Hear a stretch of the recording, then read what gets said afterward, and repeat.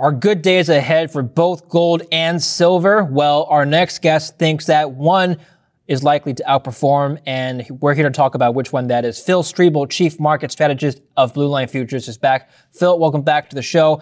Now, it's been a few weeks since we last talked. Lots have happened in the markets. Let's talk about gold and silver first. We've seen continuous drops in gold for the last few weeks. It's rebounded a bit from its bottoms last week. How do you feel now?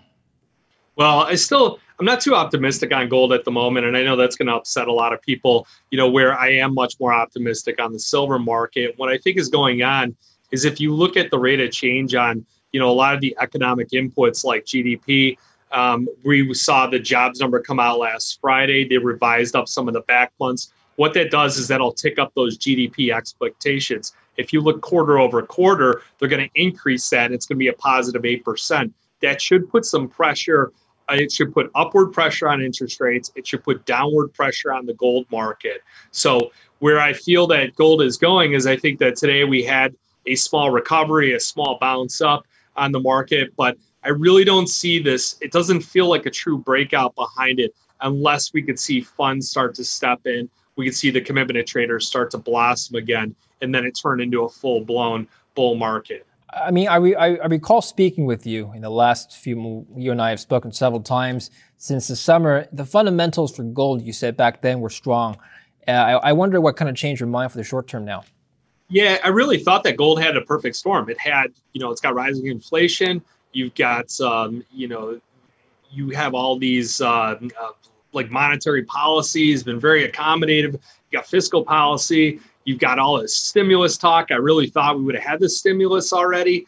The dollar index was breaking down quite a bit. I think that the first key, maybe question this was when you started to see the dollar sell off and gold sell off. And what we did was we ran a correlation matrix that goes out back about a half a year on it. What you saw is at one point, they were both looked as safe haven assets. That was during the pandemic when people didn't know what to do. Buy gold and get to dollars as fast as possible. Correlation came together. And then we saw the inverse correlation. That was when we hit those contract highs. But as that's been going, now gold and the dollar are correlated together. So many of those days over the last couple of weeks, the dollar would drop and gold would drop, and it just frustrates people. And that's when you got to start scratching your head and going, where are these people going? They left gold. What investments are they going into? Yeah, I think that's an excellent question. Do you have some insight as to where? Yeah, so they really specifically they looked at copper as being one of the best performing commodities, and it truly has been. I mean, that chart is like 45-degree angle. It's getting it from every which way. They think that, you get a vaccine, you get economy reopening, you get infrastructure spending, you get the stimulus, you got Chinese demand. With a weaker dollar, emerging markets, they start to buy products and start to store commodities, and they flourish out there. So, copper was really the main commodity they went into. And also they went into a lot of crude oil. I mean, crude oil demand's been picking up quite a bit. And that's going to be I think that's the next still kind of hidden gem that hasn't been completely uncovered yet, that I think that'll be a great commodity going forward. Yeah, well, we're going to talk about energy in just a minute. But yeah, offline you were telling me silver, platinum as well. I mean, all of these are industrial commodities, will have industrial components. Why would an investor leave a monetary metal like gold and put their money into an industrial commodity? Well, so if you look at, again, inflation rates, and a lot of times, if you can get the dollar right, the correlation, you could get the inflation aspect of it right and the growth cycle right, you could really do well. And the problem is that the growth cycle has gone up, inflation has gone up, but the problem is that interest rates are starting to creep up. So gold is the metal that they're selling off. Plus, it doesn't yield anything.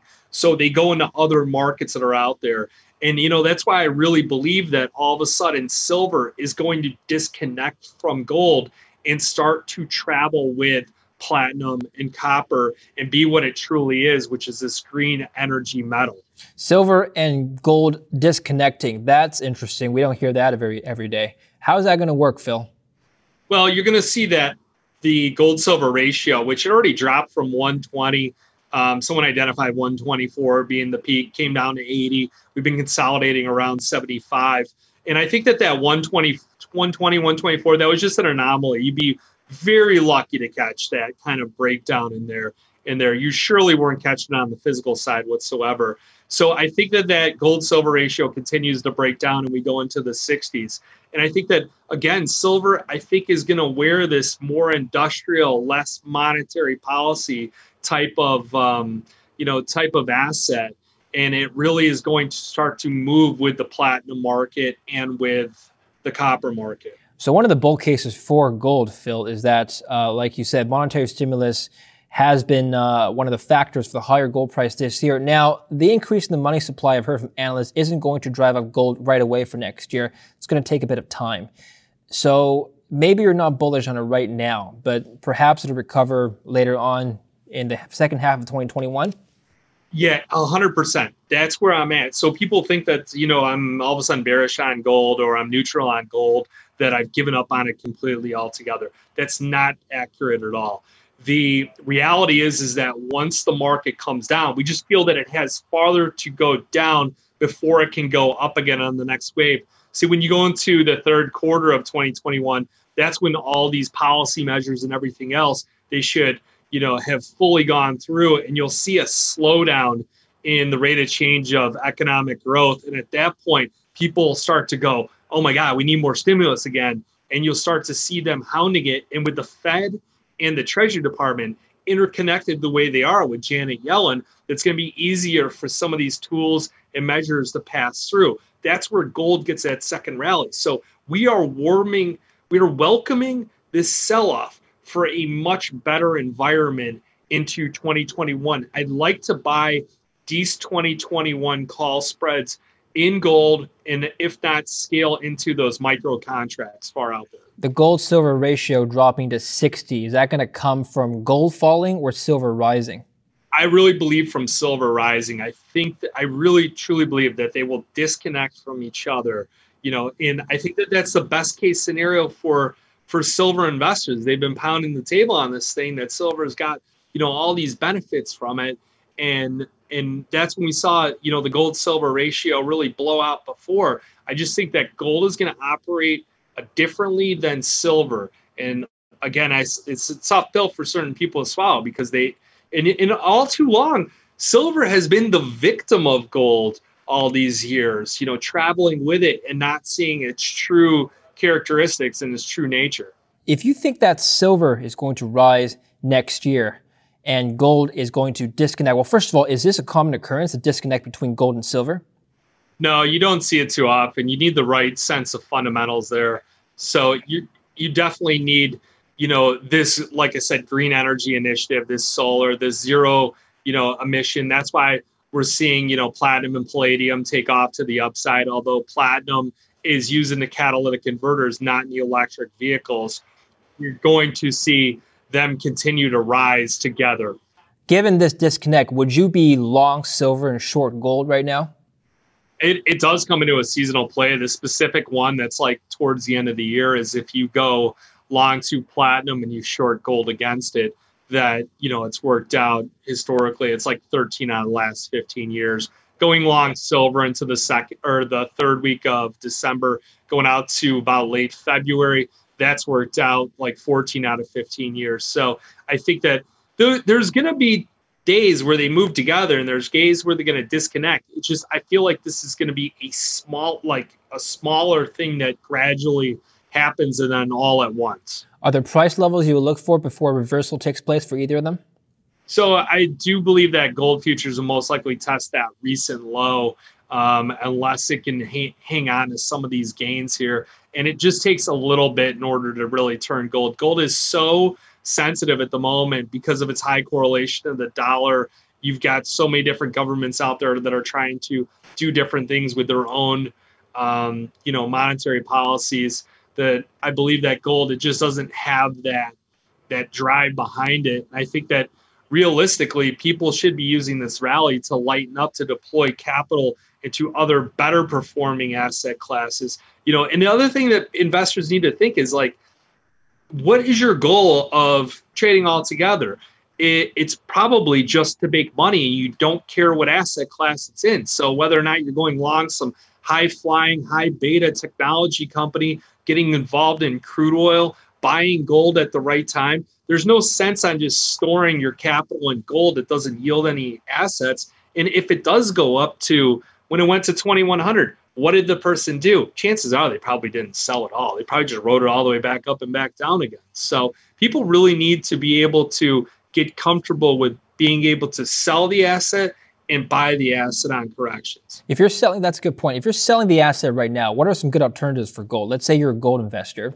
You have a thesis for everything that you talked about, everything, all the reasons of why gold should be going higher. If you maintain that thesis, what else would you be buying to substitute gold? So, I mean, the position that we had on, I had a lot of people that were long gold. They were a little bit surprised that I told them, hey, let's get out of gold. It doesn't feel right at the moment. Then most people did not disagree with me at all, because that was while the market was falling down, they wanted to capture the profits that they had on the position. And what we did was we deployed it in kind of a two-factor fashion. I bought March 10-year put spreads, so I think that interest rates are going to rise. It's reflected in the chart. You can just look at it when we got in there. And then crude oil had consolidated. OPEC, they came out and they said that they were going to beef up production a little bit, but OPEC's not dumb. They're not going to shoot themselves in the foot. They haven't built prices up like this to all of a sudden smash with higher supply. So they're going to gradually go into this and try and take a more controlled measure of getting long oil. So you don't buy utilities, you buy energy companies, you buy crude oil futures. Yeah, I remember earlier this year, crude oil was at negative prices. And oh, wow, it's rebounded a lot since then. Now, crude oil is an interesting play. There's demand and supply, the supply factor you just brought up. The demand side is interesting to analyze. Do you see industrial demand for energy increasing next year? It ties into, I guess, your thesis about economic recoveries, isn't it? Yeah, because once you get this vaccine distribution and they finally, start letting people travel or do whatever they're doing. I mean, we already saw, like in Thanksgiving, people traveled. In Christmas, people are going to travel again. They're breaking away from the norm, and you're going to see that demand start to pick up. And that's going to be the first place that they go into is the energy markets. If you see cruise ships and airlines, all of a sudden their fuel demand starts to pick up because of increased travel. That's going to start to eat some of the available supply out there. Demand is going to go up. Supply has already been rebalanced. So I think crude oil is going to be one of the much better commodities. Like if you go out to D's 2021, I could easily see $60, $65 crude oil. Just out of curiosity, earlier in the year when you saw futures for oil go into zero or negative territory, what was your initial response? Was that like the buying opportunity of the lifetime for you?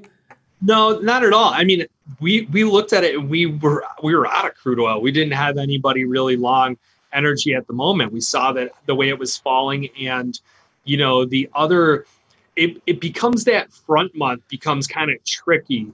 So, and it was only specifically occurred in the front month where it went negative. Basically, people were bidding for storage, and the cost to store crude oil was in this, you had to pay to store it, and that's how prices went negative.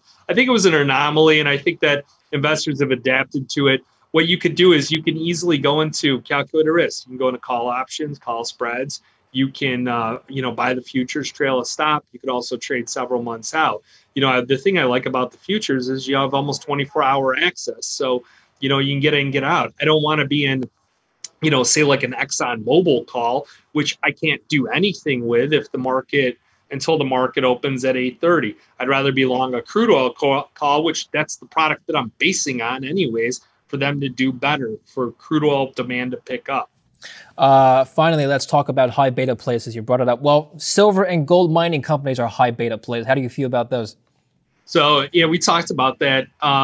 The gold market, it always makes me laugh that like somebody wants to go long gold, so they buy a gold miner. Okay, once you bring in the miner aspect of it, you have all these costs, all these variables. This is no different than buying like Walmart or buying anything else. You need to be able to understand what is the company's, what are their earnings growth, what are their input costs. And if you look at gold, for instance, gold futures have gone lower since the high in August.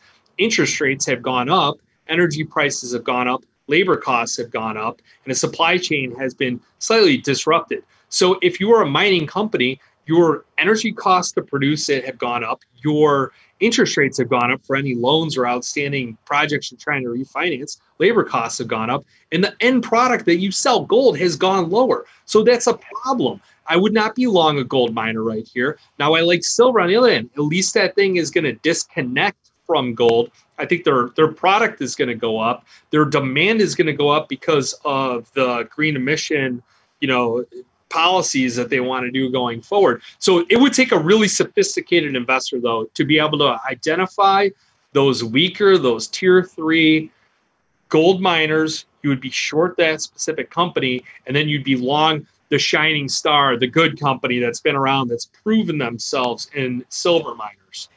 Do you think that miners as a category follow their underlying metals more, or the equities indices more? Let's just take a look at the last few months, for example. I'm looking at the GDX, which is the one of the gold miner ETFs, and the SIL, which is one of the silver miner ETFs. They've both trended down, congruent with a downtrend in gold and silver for the last couple of months. Now, the stock market has been going up, so one could argue that they do follow the metals more. Yeah, but the problem is the first thing that people sell, so say they were going up and they traveled well and they're a great position in your portfolio. People tend to liquidate their winners, hold their losers. It's just like their natural instinct. I think it's comical. But what they do is, if all of a sudden U.S. equities, we start to see, the NASDAQ sell off, it takes down the S&P, takes down the Dow Jones, the people will end up selling miners to support these other positions. And they all of a sudden, what happens is risk gets all bottled up, and then it just goes down all at once, and everything goes down at the same time. So it is important to balance longs and shorts. Like, somebody could easily be long gold and short a gold miner against it.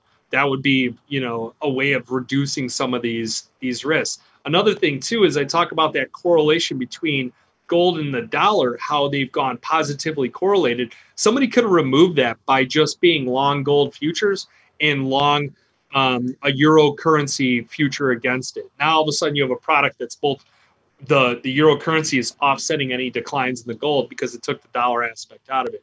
These are all a little bit more. You just got to go a little bit farther under the hood. People are used to changing oil, maybe putting some antifreeze in their car, but I mean, this is like taking it just one step farther. It's not difficult to change an air filter or a spark plug. Yeah. All right. Great thoughts, Phil. As always, thanks for coming on the show. Thanks for having me. And thank you for watching Kitco News. I'm David Lin.